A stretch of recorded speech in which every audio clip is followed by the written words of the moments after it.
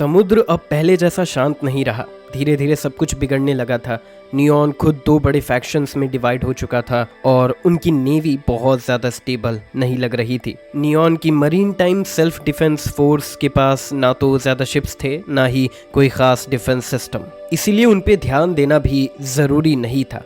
अगर directly contact किया जाता तो उन्हें शक हो जाता। अगर कोई दिक्कत हो तो जू जंग से बात करवा लेना, जैंगी ने शांत आवाज में कहा। लाओ तियान ने सर हिलाया और तुरंत निकल गया। कुछ घंटों बाद वैसे ही हुआ जैसे जैंगी ने अंदाजा लगाया था। Neon marine time self defence force का वार्निंग सिग्नल आ गया। जैंगी ने लाओ तियान से कहा कि समझाए कि वो लोग सिविलियन शिप्स हैं, कोई वॉरशिप नहीं, सिर्फ कुछ लोगों को रेस्क्यू करने जा रहे हैं और नियॉन के वाटर से बस गुजर रहे हैं। साथ ही जू जंग को भी कांटेक्ट किया गया ताकि दोनों साइड के बीच प्रॉपर कम्युनिकेशन हो। नियॉन के लोग क्लियरली नाराज थे, लेकिन उनके पास समुद्र पर फुल कंट्रोल नहीं था। मजबूरन उन्होंने जैंगी और उसकी टीम को अलाउ कर दिया आगे जाने के लिए। सब कुछ सेटल होने के बाद जैंगी अपने कमरे में वापस आया और अपनी किताब पढ़ने लगा, लेकिन जैसे ही उनका शिप नियॉन के वाटर से निकल रहा था, एक जोर का ब्लास्ट हुआ। पूरे शिप में हिचकोले लगने लगे और जोकीर डरा हुआ सा लगने लगी।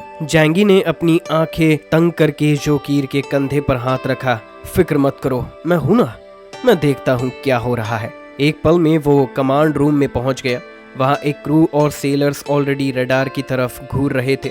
सबके हाथ में वेपन्स थे और चेहरों पर गुस्सा। रडार पे छोटी छोटी रेड डॉट्स दिखाई दे रही थी। क्या हो रहा है यहाँ? जैंगी ने पूछा। उसे देखते ही सबको एकदम हिम्मत मिल गई। सर, लगता है ये एरिया माइन किया गया है, शायद पायरेट्स का काम है, एक सेलर बोला। लाओ तियान ने अपने पाइप जलाते हुए गुस्से से कहा, ये सब जापानीज का कांड लगता है, हमें जानबूझकर उनके एरिया से निकाला गया। और फिर उन्होंने सराउंडिंग पायरेट को अलर्ट कर दिया। जैंगी के चेहरे पर एक हल्की सी मुस्कान थी, लेकिन आंखों में शैतानी चमक। हल का क्या हाल है? उसने पूछा। शिप स्ट्रांग है सर, माइन सिर्फ रास्ता रोकने के लिए है, लेकिन पायरेट्स आसपास पहुंच रहे हैं। लाओ तियान ने रडार पर उन रेड डॉट्स की तरफ पॉइंट किया। शिप को यहीं कंट्रोल में रखो, बाकी का मैं संभालता हूँ, जैंगी ने शांत लेकिन कॉन्फिडेंट टोन में कहा और एक सेकंड में वहां से गायब हो गया। सेलर्स जानते थे कि अब जैंगी एक्शन में है, लेकिन फिर भी वो लोग भी आइडल नहीं रहे। हाफ क्रू डेक पर गन्स के साथ चढ़ गया। डेक पर जैंगी ने देखा वैसे ही जैसे लाओ तियान ने बताया था। 10 से ज्यादा छोटी बोट्स उनकी तरफ हाई स्पीड से आ रही थी। हर बोट में 3-4 लोग थे, गन्स और रॉकेट लॉन्चर्स के साथ। जैंगी रेलिंग के पास खड़ा हो गया। 2-3 पायरेट्स ने उसे देख लिया और तुरंत चिल्लाने लगे, बोट रोको, रेजिस्टेंस मत दिखाओ वरना मारा जाएगा। ट्रांसलेटर सिस्टम से सब क्लियर सुनाई दिया, लेकिन उनका जापानीज एक्सेंट सुन के ही छोटी सी चिढ़ मच गई थी। कोई शक नहीं था, ये पायरेट्स जापानीज अथॉरिटीज के साथ मिले हुए थे। उनकी प्रोफेशनलिज्म से क्लियर लग रहा था कि ये पहली बार नहीं कर रहे थे। जैसे ही कोई सिविलियन शिप उनके वाटर से गुजरता, ये लोग अटैक करते। जैंगी के लिप्स पे एक ठंडा सा लेकिन डेंजरस स्माइल था। उसने हाथ घुमाया और म्यूटेंट स्पेस से एक बड़ा रॉकेट लॉन्चर निकाल दिया, लेकिन तुरंत सोच के इतने छोटे जापानीज के लिए ये ज्यादा हो जाएगा, उसने उसे वापस रख दिया। जैंगी ने अपनी हॉरिजॉन्टल सोर्ड निकाली। उसकी आंखों में ठंडा सा मार का जज्बा था। सुन रहे हो छोटे मोटे चिल्लर लोग, क्या इतने डर गए हो कि पैंट्स गीला कर दिया? उसने जमीन पर जोर से पैर मारा। एक छोटा नियॉन पायरेट जिसके सर पर वेलवेट का स्ट्रॉ हैट था, चेहरे पर एक लंबी सी स्कार, AK-47 उठाए चिल्लाया, बोट रोको, रेजिस्टेंस मत दिखाओ। लेकिन उसका गन अब जैंगी की तरफ एम था। जैंगी हल्की सी छलांग में उड़ गया। उसका जिस्म हवा में जैसे लहरा गया।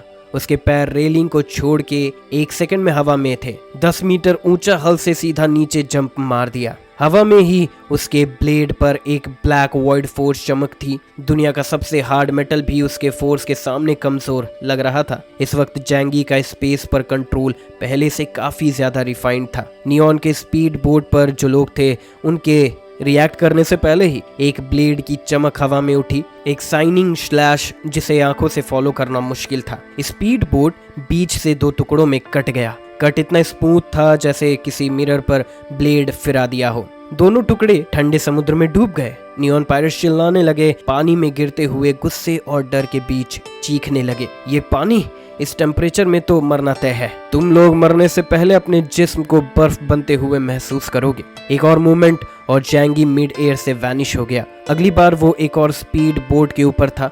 एक और सिंपल स्लैश और एक और बोट, 2 टुकड़ों में, 3 बोट, 3 स्ट्राइक्स, 3 डूबते हुए लाशें। नियॉन के लोग समुद्र में गिर गए, वहां चीखते हुए अपने दोस्तों से मदद मांग रहे थे, लेकिन कोई नहीं आया। उनका स्किन पर्पल हो गया, आंखें खुली की खुली रह गई और जिस्म आइस स्कल्पचर बन गया। जिंदा लेकिन मर चुके थे, ज़ोंबी जैसे। ये डेथ कोई नॉर्मल मौत नहीं थी, ये बहुत डरावनी थी और यही जैंगी का मकसद था। उन्हें ब्लास्ट करके मार देना तो आसान होता, लेकिन ये लोग पता नहीं कितने बेगुनाह को मार चुके हैं इस समुद्र में। ये डर, ये दर्द, ये इनका असली इंसाफ है। जैंगी म्यूटेंट नहीं था, वो कुछ और था, ज्यादा खतरनाक, ज्यादा ठंडा और ज्यादा इंसाफी। पायरेट्स को आखिर समझ आ गया था, भाई गलती हो गई, इस बार तो किसी डेंजरस आदमी को छेड़ दिया है। लेकिन वो लोग दिल से क्रूएल थे, उन्हें फर्क नहीं पड़ता था। उनका टारगेट था एक ही, जैंगी को मारो। AK-47, रॉकेट लॉन्चर्स, ग्रेनेड्स, सब कुछ छोड़ दिया गया जैंगी पर। लेकिन जैंगी वो हवा में एक भूत की तरह डिसअपियर हो जा रहा था। कहाँ गया? ऊपर है, लेफ्ट में, गोली चलाओ जल्दी। उनकी आंखों के सामने जैंगी की हर मूवमेंट उनके लिए इल्यूजन बन चुकी थी। और सबसे जबरदस्त बात, कुछ बुलेट्स ने जैंगी को टच भी नहीं किया, मगर वो सब म्यूटेंट स्पेस में अब्सॉर्ब हो गए जैसे कुछ हुआ ही नहीं। एक एक करके जैंगी ने सब शिप्स को डुबा दिया। ड्रैगन फ्लाई जैसे हल्की हल्की छलांगों में वो समुद्र के ऊपर से स्लैश करता गया, लेकिन नोटिस करो, वो किसी को तुरंत नहीं मार रहा था। उन्हें फ्रीज होने दो और डर कर मरने दो, मरने का एहसास होने दो, ये मौत उनके लिए काफी है। इस वक्त डेक पे क्रू मेंबर्स भाग के आए और उनके साथ जू युनवे भी। उसकी आंखों में थोड़ा सा टेंशन था, थोड़ा क्यूरियोसिटी भी। सबने देखा जैंगी बिना किसी टेंशन के एक के बाद एक शिप डुबा रहा था, एकदम कैजुअल अंदाज में, जैसे ये उसके लिए रोज का काम हो। छोटे नियॉन चीख रहे थे, हमें बचाओ, लेकिन समुद्र ने उनकी चीखें निगल कर साइलेंस बना दिया। सिर्फ आइसी ब्लू वेव्स और उनमें डूबती लाशें। सेलर्स एक दूसरे की तरफ मुस्कुरा के देखे। किसी ने अपना सर खुजाया और कहा, यार हमें तो फायर करने का चांस भी नहीं मिला।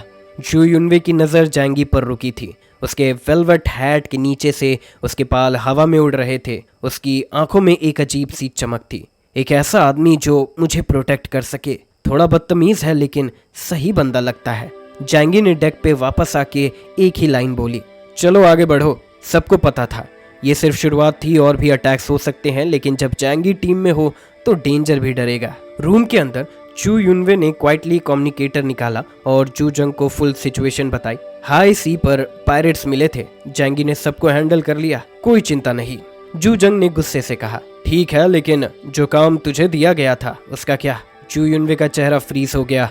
वो अपनी गर्लफ्रेंड के साथ है, केबिन से बाहर ही नहीं निकलता, खाना भी रूम में खाता है, मौसम ठंडा है तो सब अंदर ही रहते हैं। जू जंग ने एक ठंडी सांस ली और गुस्से से कहा, सोच के काम करो, हर बात मैं ही तुम्हें बताऊं, अपनी अप्रोच डेवलप करो। जू युनवे ने नाराजगी में बोला, ये इन्वायरमेंट ही ठीक नहीं है, पहले जैसे नहीं रहा।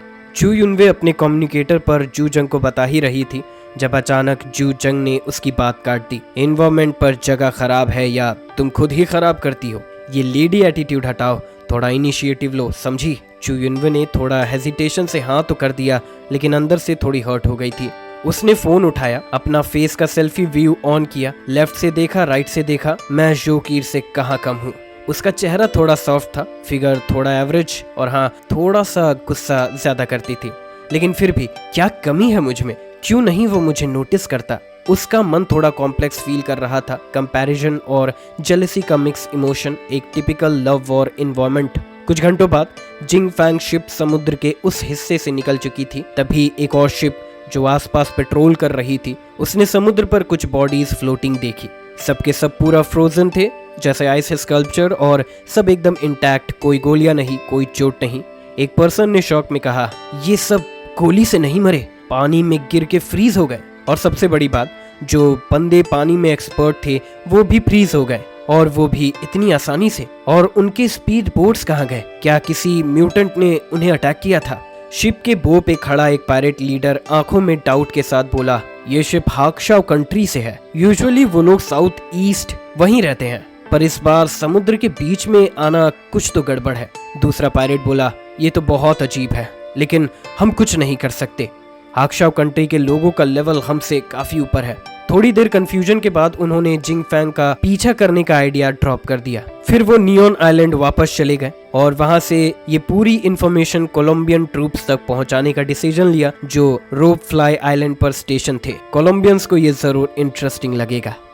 नियॉन रोप फ्लाई आइलैंड पिछले एक शताब्दी से कोलंबियन ओशन फ्लीट यहाँ स्टेशनड है। टोटल 50,000 ट्रूप्स हैं। शायद संख्या कम लगे, लेकिन आज के मॉडर्न वॉरफेयर में इनका एडवांस एयरक्राफ्ट कैरियर्स और वॉरशिप्स के साथ होना ही काफ़ी है कि कोई भी समुद्र में इन्हें नज़रअंदाज करने की हिम्मत नहीं करता। जब से आइस एज आई, नियॉन आर्किपेलागो में एक तरह का आइसी पैनिक फैल गया। गरीब लोगों के पास ना खाने को था ना कपड़े।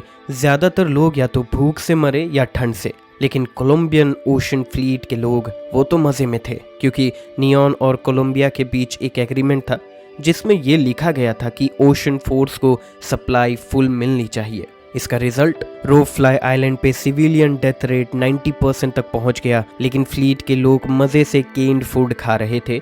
जो बचा हुआ फूड उन्होंने फेंक दिया था, वो भी कई लोकल लोगों के जीने का सहारा बना।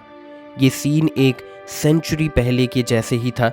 आइस एज की वजह से कोलंबियन मेन लैंड से कांटेक्ट मुश्किल हो गया था और फ्लीट लोग एक तरह के लोकल वॉरलॉर्ड बन गए। फ्लीट के 5 स्टार एडमिरल डॉगलस इस पूरे आइलैंड के समुद्री राजा बन चुके थे। इसी दिन कोलंबियन ओशन फ्लीट के कम्युनिकेशंस डिपार्टमेंट को नियॉन मरीन टाइम डिपार्टमेंट से एक कॉल आई। एक हाक्शाओ आइस ब्रेकर शिप को देखा गया है जो साउथ ईस्ट वाटर्स की तरफ जा रही है। ये खबर तुरंत टॉप लेवल तक पहुंच गई, क्योंकि हाक्शाओ समुद्र में उनका सबसे बड़ा राइवल था। फाइनली ये report colonel Carl Rosen 5th task force के कमांडर तक आई। उन्होंने जैसे ही रिपोर्ट देखी, उनका चेहरा सीरियस हो गया। आइस एज के बाद हर कंट्री मुश्किल में है। लोग अपना बेस भी मुश्किल से संभाल पा रहे हैं, तो हाक्शाओ का एक सिविलियन शिप इतनी दूर कैसे जा रहा है और इसका सप्लाई रूट क्या है? उनके स्टाफ मेंबर लेफ्टिनेंट ट्रडल सामने आके बोला, सर क्या हम उस शिप को इंटरसेप्ट करके चेक करें? कार्ल रोजन ने गुस्से भरी सोच में आंखें छोटी कर ली। हाई सीज में अगर बिना वजह उनका शिप रोका तो इंटरनेशनल कन्फ्लिक्ट हो सकता है, और अगर हाक्शाओ ने रिटेलिएट किया तो उनका west wind love death super weapon हमारे पूरे एयरक्राफ्ट कैरियर बैटल ग्राउंड को उड़ा देगा।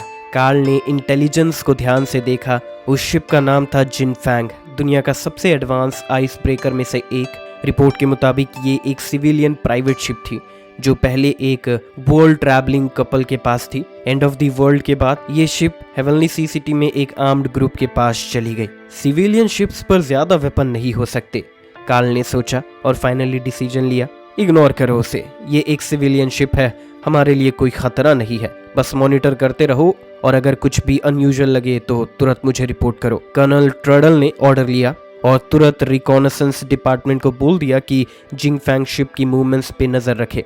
लेकिन सच तो ये था कि अगर वो लोग शिप पे चढ़ाई भी कर लेते तो भी उन्हें कुछ भी अनयूजुअल नहीं मिलता, क्योंकि जैंगी के मिशन का असली राज वो किसी आइटम या डॉक्यूमेंट में नहीं था, बल्कि एक इंसान में छुपा था, और उस इंसान का काम का डेटा सिर्फ जैंगी के दिमाग में था। जैंगी ऑलरेडी प्रिपेयर्ड था। उसने सोचा था कि हो सकता है बीच में कोई उसे रोक दे, लेकिन हाक्शाओ कंट्री खुद उसके पीछे है, तो चाहे कोई भी रीजन या नेशनल फोर्स हो, कोई खुल के कॉन्फ्रंटेशन नहीं करेगा। बस पायरेट्स थोड़ी प्रॉब्लम बन सकते हैं, लेकिन जैंगी को उनसे डर नहीं था। ट्रडल ने ऑर्डर एग्जीक्यूट करने के लिए रिकॉनेसेंस डिपार्टमेंट में एंट्री मारी। ये डिपार्टमेंट रिस्पॉन्सिबल था रडार स्टेशन और सैटेलाइट सर्विलियंस के पूरे नेवल बेस को ओशन वाइड मॉनिटरिंग यहाँ से होता है। वहाँ उसने मेजर हिलिसन रिकॉर्ड टीम के हेड से मिल के कहा, जिंग फैंग शिप के हर मूव पर नजर रखो। हिलिसन ने कॉन्फिडेंटली कहा, चिंता मत करो, जब तक वो इस सी एरिया में है वो हमारे सर्विलियंस से बच नहीं सकता। ट्रडल ने बोला, बस एक कंडीशन है, अगर उन्होंने मिलिट्री ग्रेड सिग्नल शील्डिंग लगा दिया तो फिर समझ जाओ वो कोई नॉर्मल सिविलियन शिप नहीं बल्कि हाक्शाओ का स्पेशल मिशन शिप है। दोनों के चेहरे पे एक मीनिंगफुल मुस्कान आ गई। अगर ऐसा है तो गेम ही चेंज हो जाएगा। तभी ट्रडल की नजर एक साइड टेबल पर गई जहां एक पाइल ऑफ A4 पेपर्स पड़ा था, बड़े ही मेसी सिंबल्स और इंग्लिश नोट्स के साथ। उसने एक पेपर उठाया, उस पे लिखा था, हम मार्ली में आधे साल से फंसे हुए हैं, कृपया हमें बचाने के लिए वॉरशिप्स भेजिए, वरना ये पायरेट्स हमें बेकन बना देंगे। भगवान के लिए हमें बचा लीजिए। Jackman Brake, president Edison shipping, ocean reason.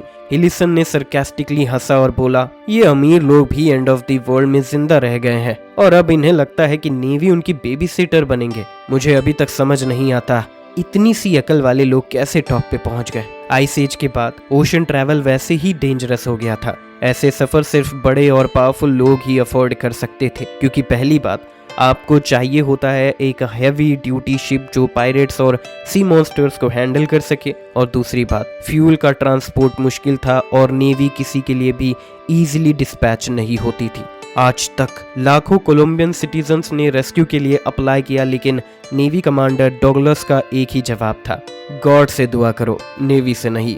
Pirates का मसला सॉल्व करने के बाद जैंगी और उसकी शिप जिनफैन ने दोबारा अपना रुख दूर के याल्नो आइलैंड की तरफ कर लिया, और तभी जब वो लोग हाई सीज में घुसे, जैंगी को फाइनली समझ आया कि क्यों जू जंग बार बार इंसिस्ट कर रहा था कि ये मिशन सिर्फ वो करे। लंबे समय तक समुद्र में सफर करना एक साथ बोरिंग भी होता है और बहुत डेंजरस भी। एक सिविलियन शिप को चलाने के लिए आपको चाहिए एक ऐसा कैप्टन जो ज्यादा सप्लाई हैंडल कर सके और फाइट भी कर सके अगर ज़रूरत पड़े तो। सिर्फ तभी पॉसिबल है कि कोई सिविलियन शिप 3700 किलोमीटर दूर साउथ सी आइलैंड्स तक पहुंच पाए। नियॉन से पहला कांटेक्ट तो सिर्फ एक ट्रेलर था। जिनफैन ने उसके बाद 7 दिन तक सेल किया। डीप सी एरिया अवॉइड करने के लिए लाओतियान ने हमेशा लैंड के एज के साथ ट्रैवल किया, लेकिन एक दिन वो लोग नाउनू नाम के कंट्री के टेरिटोरियल वाटर्स में एंटर कर गए, और जैसे ही वो अंदर घुसे 100 से भी ज्यादा शिप्स ने जिनफैंग को चारों तरफ से घेर लिया। ना आगे जा सकते थे, ना पीछे लौट सकते थे, ना लेफ्ट ना राइट, पूरा ब्लॉकेड। उन शिप्स में मिक्स था बड़े बड़े कोस्ट गार्ड शिप्स और छोटी छोटी फिशिंग बोट्स भी। लोग अलग अलग टाइप के कपड़े पहने थे, कुछ प्रोफेशनल, कुछ सिविलियंस, कुछ पूरे रोग लग रहे थे। तभी 2 ब्राउन स्किन्ड थोड़े से छोटे कद के आदमी एक कोस्ट गार्ड शिप से निकले, एक हाथ में AK-47, दूसरे में लाउड स्पीकर। लाओतियान ने बिल्कुल पैनिक नहीं किया। उसने आराम से अपना बुलेट प्रूफ वेस्ट पहना और सेलर्स को बोला, राइफल्स और एक्सप्लोजन प्रूफ शील्ड्स लेके डेक पर रेडी हो जाओ। फिर उसने लोकल डायलेक्ट में उन लोगों से बात करनी शुरू की। उनकी साइड से एक ग्रुप चिल्लाया, शिप को तुरंत डॉक करो, हमें इंस्पेक्शन करनी है, हम बोर्ड करेंगे। सबके हाथ में वेपन्स थे और वो एक मिलिट्री टाइप ग्रुप लग रहे थे, लेकिन कोई प्रॉपर यूनिफॉर्म नहीं था। लाओतियान ने जवाब दिया, हम हेवनली सी सिटी के एमराल्ड वाटर बेस ऑर्गेनाइजेशन की शिप हैं, साइड हो जाओ। एमराल्ड वाटर साइड बेस एक पावरफुल ओशन ग्रुप था जो पहले समुद्र में रोम करता था, काफी फेमस भी था। ये सिचुएशन पहली बार नहीं हो रही थी। लाओतियान को पता था ये साउथ सी के छोटे कंट्रीज तो अब पूरे कियोस में है। दुनिया के खत्म होने के बाद अब तो हर कोई बैंडिट बन चुका है। जब तक तुम किसी के वाटर से गुजरोगे, रोकना गारंटीड है। सबसे लाइट पनिशमेंट क्या होता है? पूरी शिप लूट लेना। और हाँ, सब कुछ लूट लेते हैं, शिप का सामान, फ्यूल और लोग भी। स्ट्रॉन्ग आदमियों को गुलाम बना लेते हैं, कमजोरों को मार कर खा जाते हैं और औरतों को अपने एंटरटेनमेंट के लिए रख लेते हैं। इस वक्त पीस की सोच भी एक लग्जरी था। लाओतियान ने सोचा था एमराल्ड वाटर साइड बेस का नाम लेके इन्हें डरा देगा और शायद वो लोग पीछे हट जाएंगे, लेकिन ये जगह हाक्शाओ कंट्री से बहुत दूर थी और ये जाहिल बैंडिट्स को वाटर साइड का base emerald water side base का नाम सुन के कुछ फर्क नहीं पड़ा। तभी एक बैंडिट ने फायर कर दिया। AK-47 की गोलियां शिप के हल पर टक टक बजने लगी। लाओतियान गुस्से से भड़क गया और एक गाली देकर अपना वेपन उठाया और नीचे वाले लोगों पर फायर कर दिया। उनके पास के वेपन्स का फायर पावर बहुत स्ट्रॉन्ग था और बुलेट्स की कोई कमी नहीं थी। जैंगी ने उन्हें हर तरह के वेपन्स दिए थे, ऑर्डिनरी राइफल से लेके गैटलिंग कैनन्स और रॉकेट लॉन्चर्स तक। ये सेलर सिर्फ क्रू मेंबर्स नहीं, ये सब पहले हेवनली सी सिटी नेवी के इलाइट थे जो अब तक जिंदा हैं। वो किसी भी नॉर्मल गैंग को आसानी से उड़ा सकते हैं। दूसरी तरफ गैंग के वेपन्स बहुत ही पैथेटिक थे, कुछ के पास तो किचन नाइफ्स और स्पेयर्स थे। लाओतियानोस की टीम ने बिना रुके फायर किया। जैंगी का सिंपल ऑर्डर था, वेपन्स बचाने की जरूरत नहीं है, सब रिवर साउथ डोमेन के अर्सेनल से उठाए गए हैं। कुछ ही सेकंड्स में डजन भर सेलर्स ने जिनफैंग से फायर ओपन किया। लाओतियान खुद बो पे आया, डेक खोला और एक गैटलिंग गन निकाल दी। उसके आगे एक हैवी मेटल शील्ड था और मजल में 12 बैरल्स थी। लाओतियान चिल्लाया और सामने के डजन छोटी बोट्स पर फायर कर दिया। गन्स का आवाज एक रैटल स्नेक की हिस की तरह गूंज उठा। ब्लू फ्लेम्स मजल से निकलने लगे। लार्ज कैलिबर बुलेट्स तेज काइनेटिक एनर्जी के साथ उन बोट्स और बैंडिस पर गिरने लगे। फ्लैश और वुड के टुकड़े हवा में उड़ गए। बोट्स पेपर की तरह फट गए। ब्लड ने ओशन को लाल कर दिया। गैंगस्टर चिल्लाते हुए भागने लगे। लाओ तियान ने उनका पीछा नहीं किया। उसने अपनी पॉकेट से एक सिगरेट निकाली और रेड हॉट गन बैरल से उसे लाइट किया। फिर बोला, जल्दी से निकलो।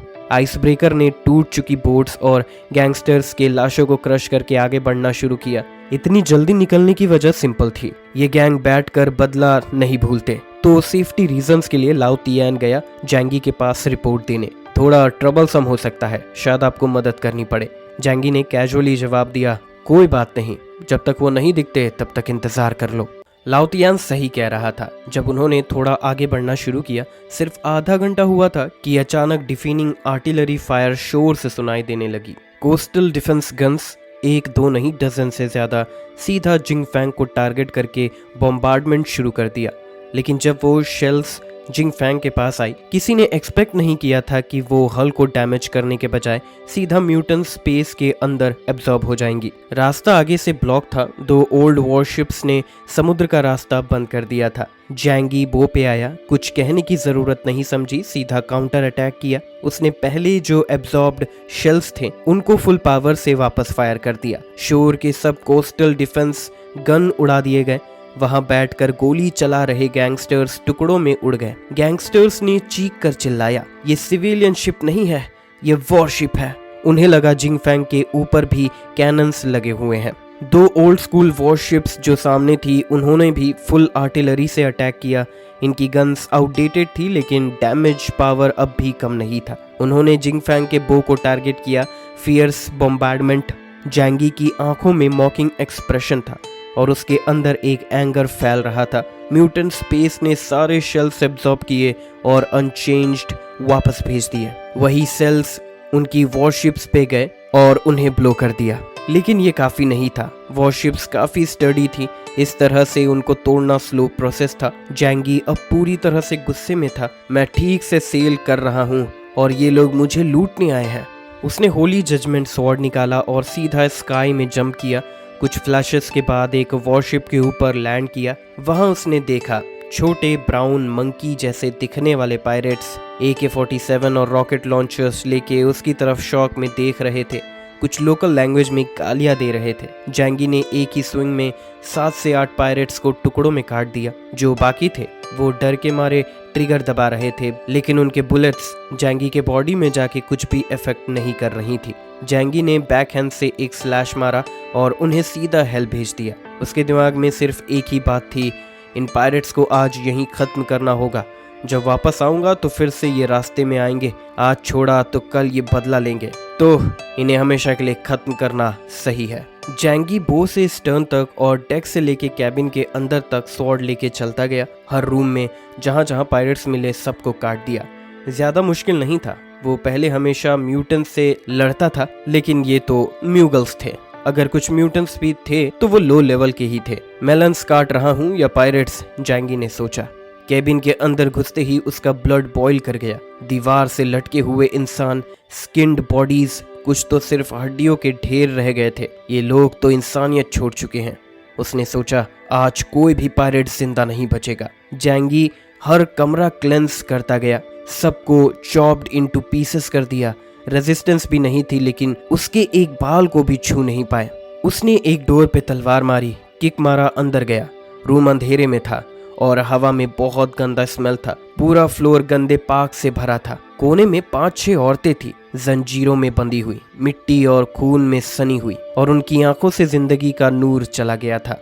जैंगी ने फ्रॉन किया और जंजीर काट दी। वो जाने ही वाला था कि उसके दिमाग में एक नई बात आई। वापस मुड़कर उसने इंटेलिजेंट वॉइस सिस्टम को लोकल लैंग्वेज में एडजस्ट किया और बोला, तुम लोग जानती हो इन हरामी लोगों का असली अड्डा कहाँ है। जब जैंगी ने उनकी जंजीरें काटी तो वो औरतें सिर्फ एक कोने में सिमट गई, डर से कांपती हुई, आंखों में बस ब्लैंकनेस थी।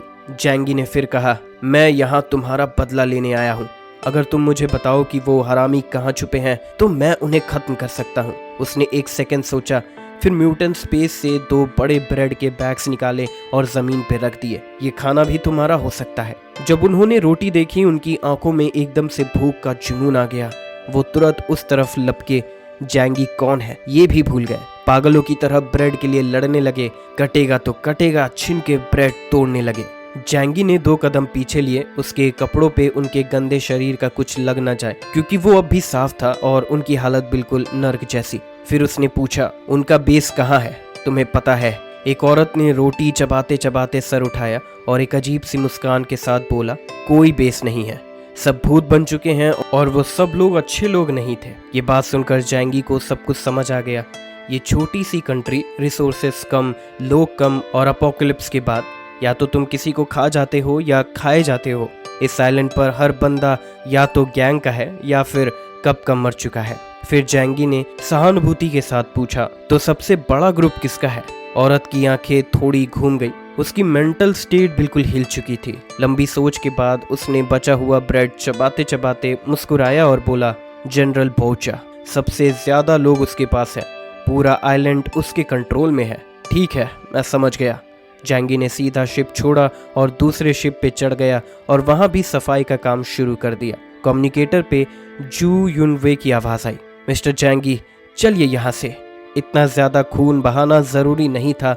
लोग इसे पॉलिटिकल टूल बना सकते हैं और हम पे इल्जाम लग सकता है। लाउतियन दूसरे चैनल पर आया, मिस्टर जैंगी, अब आगे क्या करना है? जोकीर ने भी पूछा, बाहर की सिचुएशन कैसी है? जैंगी ने सबको पब्लिक चैनल पे डाला और एक कमांडिंग टोन में बोला, आइलैंड पे सब पायरेट्स को खत्म करना होगा, वरना जब हम वापस लौटेंगे ये लोग सबसे बड़ा प्रॉब्लम बनेंगे। जू युनवे घबरा गई, अगर हम ऐसा करते हैं तो ये इंटरनेशनल डिस्प्यूट बन सकता है। जैंगी की आवाज ठंडी और साफ थी। जब उन्होंने हमारे शिप पे अटैक किया उनके लिए वही पल डेथ सेंटेंस बन गया। और फिर उसने जू युनवे को कोल्ड रिमाइंडर दिया, मिस जू, याद रखना, ये दुनिया अब पहले की तरह नहीं रही, ये एंड ऑफ द वर्ल्ड है। जू युनवे ने शांत स्वर में कहा, मुझे पता है तुम अभी काफ़ी एक्साइटेड हो, लेकिन ज़्यादा जोश में मत आओ, ये मिशन सीक्रेट है, ज़्यादा हाई प्रोफाइल होना ठीक नहीं होगा। पायरेट्स को मार दिया, रास्ता साफ हो गया, अब सीधा निकल जाते हैं। लेकिन जैंगी की आंखों में एक अलग ही आग थी। उसने ठंडे लफ्जों में कहा, तुम बहुत सिंपल सोच रही हो, अगर हम जान के छुप रहे हैं तो वो और सस्पिशियस लगेगा, जो चीज़ छुपाई जाती है वो और ऑब्वियस लगती है। एक आइस ब्रेकर शिप पे कुछ पावरफुल फाइटर्स होने में क्या अजीब बात है? पायरेट्स ने अटैक किया और हमने अटैक कर दिया, ये बिल्कुल नॉर्मल है। और हाँ, जितना काम दिखेगा उतना ही लोग सोचेंगे कि कुछ गड़बड़ है। जू युनवे के कहने के बावजूद जैंगी ने अपना डिसीजन ले लिया। उसने लाओ तियान को कमांड दिया, तुम शिप पे रहो, अपने वेपन्स रेडी रखना, अगर किसी के हाथ में बंदूक दिखे बिना कुछ सोचे सीधे उसे उड़ा देना, क्योंकि इस आइलैंड पे अब कोई भी अच्छा आदमी जिंदा नहीं है। फिर होली जजमेंट स्वॉर्ड पकड़ के जैंगी हवा में कुछ फ्लैशेस के साथ सीधा नाउनो किंगडम के आइलैंड पर आ गया। दूर से ही उसने देखा कुछ लोग चुपके से उसे देख रहे थे, डरे हुए हैं, मुझे देखकर शौक में हैं, पर अभी भी मुझे मॉनिटर कर रहे हैं। वो समझ गया जनरल बाउचा के लोग अब जल्द ही आएंगे। तब तक उसने एक डेजर्ट ईगल निकाला और हजारों मीटर दूर से उन स्पाइस को उड़ा दिया, बिल्कुल साइलेंस के साथ। उनका बेस ढूंढना भी सिंपल है, पूरे आइलैंड पे स्नो है, बस व्हीकल और फुटप्रिंट्स का ट्रेस होगा। अब उसे ना ओरिजिन बुलेट चाहिए, ना जज करने की जरूरत थी कि कोई पायरेट है या सिविलियन। जब से चिंग फैंग पर अटैक हुआ और जब से मैंने उन बेचारी औरतों को देखा, तब से मैंने डिसाइड कर लिया था ये पूरा आइलैंड साफ करना है। तभी गन शॉट्स गूंजने लगे। स्नोफील्ड में डजन्स ऑफ गैंग मेंबर्स निकले और जैंगी पर गोलियां बरसा दी। अच्छा है मेरी बुलेट्स बच गई। उसने अपना हाथ खोला, सारी बुलेट्स उसके म्यूटेंट स्पेस में आ गई और नेक्स्ट सेकंड वापस उन्हीं के बॉडीज में घुस गई। कपड़े सिर्फ कॉटन के थे और गोलियां उनके छातियों को फाड़ गई। एक बंदे ने सोचा राइफल से काम नहीं बन रहा, रॉकेट लॉन्चर लिया। फिर जैसे ही रॉकेट छोड़ा वो रॉकेट भी रिवर्स चला गया। 7-8 लोग एक सेकंड में उड़ा दिए गए और उनके अंग सब जगह बिखर गए। आवाज इतनी हो गई कि पूरा आइलैंड गनफायर से गूंज रहा था। नाउनो एक छोटी कंट्री थी, पॉपुलेशन सिर्फ कुछ मिलियन और अपोकलिप्स के बाद 10,000 से भी कम सर्वाइवर्स थे। पर बचा कौन? सिर्फ पायरेट्स और लुटेरे। ये लोग दिन भर पासिंग शिप्स लूटते थे। म्यूटेंट्स, उनके लिए तो ये मिथ था। जो 3-4 म्यूटेंट थे गैंग में, वो इनके लिए भगवान जैसे थे। तो जब जैंगी ने अपने पावर्स दिखाए, ये लोग फट के घुटनों पे आ गए। कई लोग तो अपने कपड़े गीले कर बैठे और घुटने टेक के माफी मांगने लगे। जैंगी ने एक पल भी नहीं सोचा, सीधा हेडशॉट्स दिए, सबको एक एक करके खत्म कर दिया। मैं कोई रहम नहीं दिखाने वाला। वो आगे बढ़ता गया। किलिंग स्प्री जारी रही। सिर्फ 10 से 15 मिनट में 7 से 8 हजार लोग मार दिए गए। आइलैंड के अंदर जाते जाते ट्रैप्स और डेंजर्स थे, लेकिन जैंगी ने उन्हें इग्नोर कर दिया। वो हवा में उड़ा, सबसे बड़ा टारगेट ढूंढते हुए, और उसके सामने था एक सिल्वर व्हाइट पैलेस जैसा महल, जनरल बोचा का लेयर।